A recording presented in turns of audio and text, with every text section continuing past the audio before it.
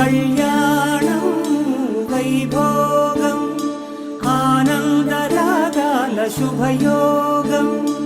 కళ్యాణం వైభోగం ఆనందరాగాల శుభయోగం. రఘువంశ రామయ్య సుగుణాల సీతమ్మ వరమాల కైవేచు సమయాన శివధనువు విరిచాకె వధువు మది గెలిచాకె మోగింది కళ్యాణ శుభవీణ. కళ్యాణం వైభోగం శ్రీరామచంద్రుని కళ్యాణం.